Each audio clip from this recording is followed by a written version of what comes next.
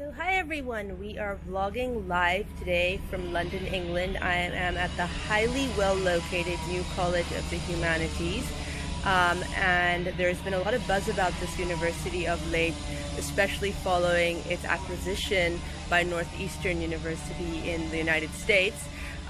So we're going to do sort of a guided tour of the college, do some Q&A with some admissions directors to give you an idea of what all the hype is all about. So come on, let's go check out this college. I'm excited.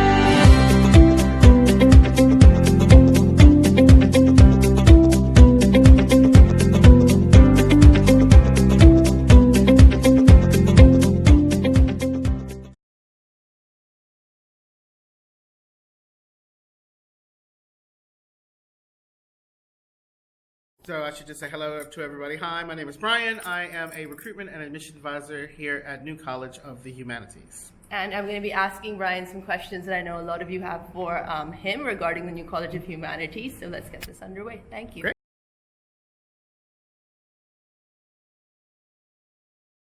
We're set up by Professor Anthony Grayley, who is a philosopher, world-renowned philosopher. He's just actually published his next book, which is A History of Philosophy, which has just come out. Amazing, big, massive book, but really, really good. He is an Oxford student, an Oxford alum. He's also an ex-Oxford lecturer. He was teaching at Birkbeck College, which is around the corner from us, and felt that the humanities were being pushed aside for the STEM subjects. That everybody was being pushed towards STEM, to focus on STEM, and nobody was wanting to really focus on the humanities.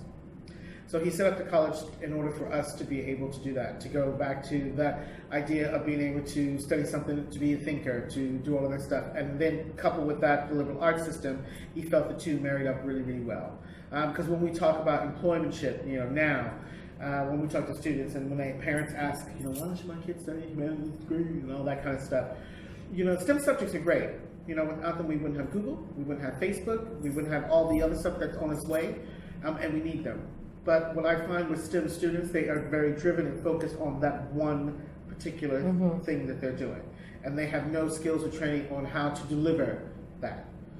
Whereas humanities students, we're taught the whole thinking, how ethical things apply. We get given those broad skills that we then go out into the world and we can think outside the box, for lack of a better phrase. So we take those STEM kids' stuff and we sell it and we bring it to life. That's the area that they can't do, So, when you see a STEM kid, they're usually in a dark room, cold and shivering and staring at a computer for 6 hours. Lonely. Yeah, exactly. And then the humanities kids comes in and throws open the curtains and goes, right, this is what we're going to do with it. Yeah. And employers are really starting to realize that. They're starting to realize that the humanities are quite important because humanities students are problem solvers. If something comes up to them, they know how to go at it, how to look at it, how to break it down, and how to do that. And I'm not saying that they both need each other. And I think that's where we need to kind of bring it all back together. I think the focus is that we got to have these STEM things, we got to do this, we got to do that, but you need somebody to deliver it. That kid can't do that, because they're too focused on getting that coding right. And the humanities kids, that's what we are. Everybody needs to be together on this. We're one world, so to speak. And when I talk to students, I say to them, you've got to sort of think bigger to a degree. I said, because the world that we're living in is no longer as big as we thought it was. And I said, and you are no longer competing with UK kids for jobs. No. You're competing with kids from China, competing with kids from the UAE, from the US, everything. And the world is getting smaller. So you need an edge.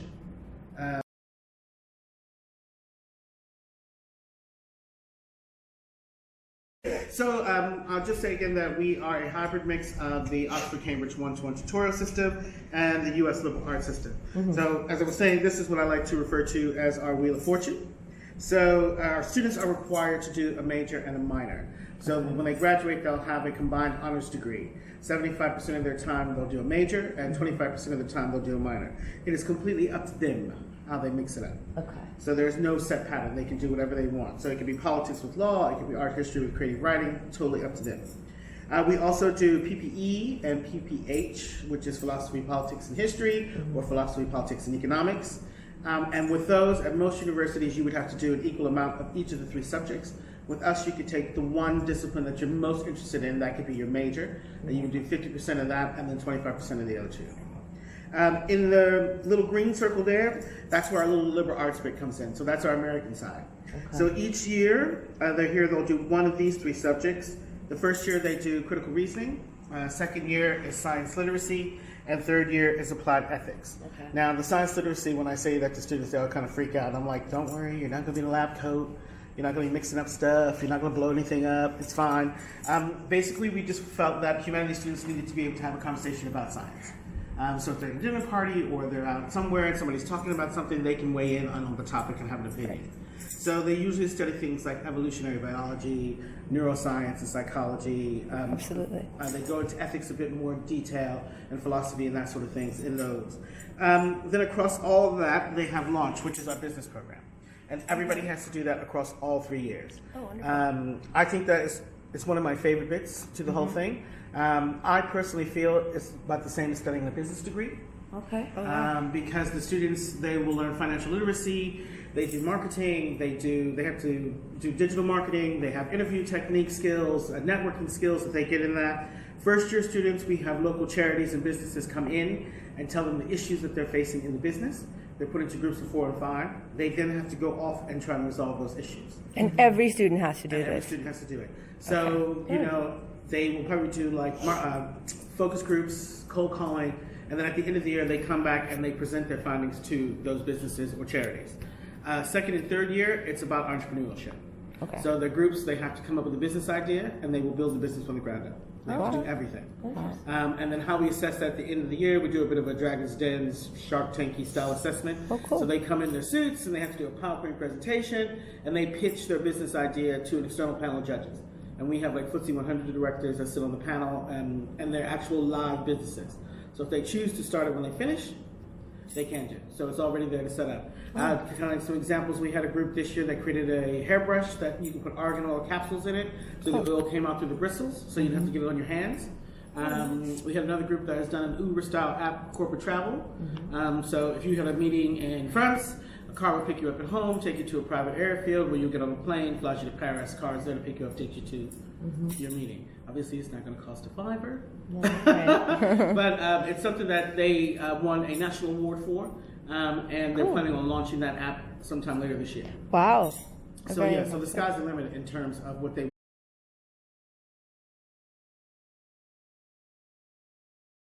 We are an urban campus. We're considered an urban campus, so we don't have any halls of residence or dorms of our own. A lot of universities in London are in exactly the same position, but there is an incredible amount of student housing in London. So once we've made a student an offer, we will send them a list of the different types of student accommodation that we work with, and it's up to them to decide where they want to live, how much they want to spend. They can spend £200 a week and be about 15 minutes away on the Underground in a brand new, just fresh, those students smell dorm that has flat screen TVs in their own bathrooms, or they can spend £800 a week and have a 2-floor penthouse student room that overlooks the Thames. So we have loads and loads of different options. So they do that. And what I love about it too is they aren't in there with just NCH students. There are students from all over London living in the dorms. Now we book out floors or rooms on floors so that our students can be together. Yeah, that's what I wanted to ask. Okay, wonderful. They'll have a load of other people. So it'll be like NCH students in student housing. Yeah, so Perfect. like Tufnell House and Mannequin House, we booked out like a group of rooms on a floor. So if they want to do that, they can go and be all together. And generally the first years kind of stick together, and they want to be together. But then after that, everybody's like, yeah, I am out of here. I'm going to go live in my own flat. And but what's really nice too is when we have Freshers Week, the second and third years, they throw dinner parties for the first years. So the first years get to get out into the city. And they invite them to their flats and stuff like that so they can come and see different parts of the city. Because it is. I mean, I know myself when I moved here, it's an overwhelming experience because London is huge. Right. But it's actually quite easy to learn the system, and it's a very cool city. I know the media, is saying loads of crazy things at the moment, and yes, we have our issues just like any other major city like New York or Dubai or wherever. They have their issues, but in the 28 years that I've lived here, I've never felt really unsafe. And I've been in some scary areas by accident. And I've never felt unsafe, Right. unlike I would do if I was in New York City or Chicago. Absolutely. I agree or something with you. like that. It's true. You can just get around. Right. And it's such an interesting, what I love about London is that in each different area, it's almost like being in another city. Like Absolutely. the west of London is completely different to the east of London. Right. The north is different to the south. And within those little enclaves, you've got all these little pockets. And there's something going on for everybody. Last thing to ask about cost. Is it cheap? No, it's London. We're gonna lie.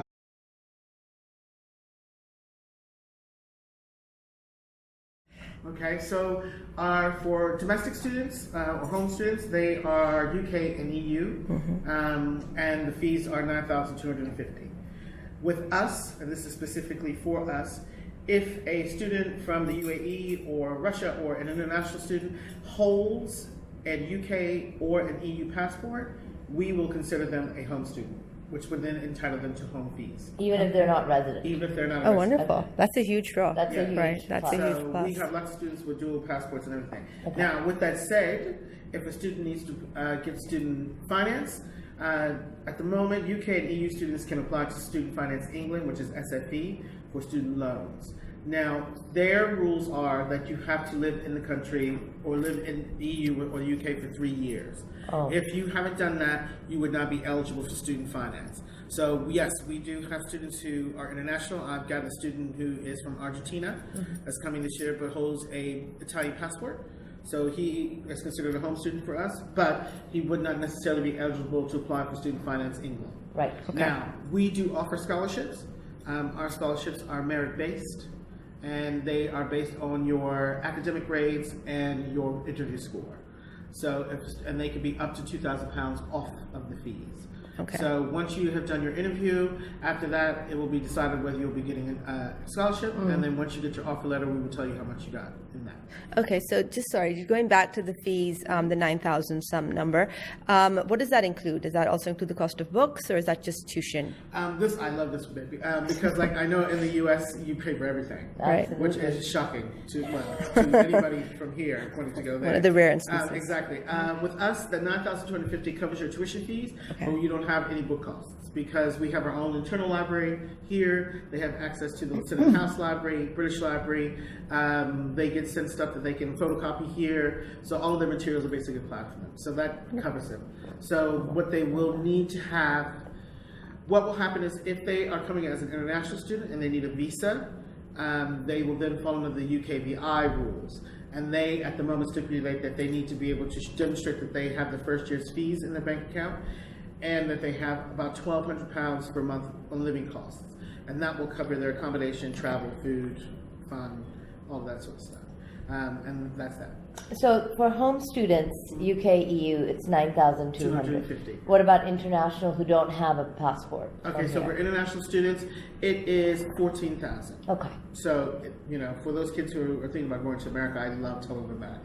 Because their faces are like, I'm sorry, how much? I'm like, yes, it's $18,000, that's it. Right, right. And they're like, you are kidding me. And I said, yes, and it's only 3 years, Yeah. Right. They're like, oh my God. So,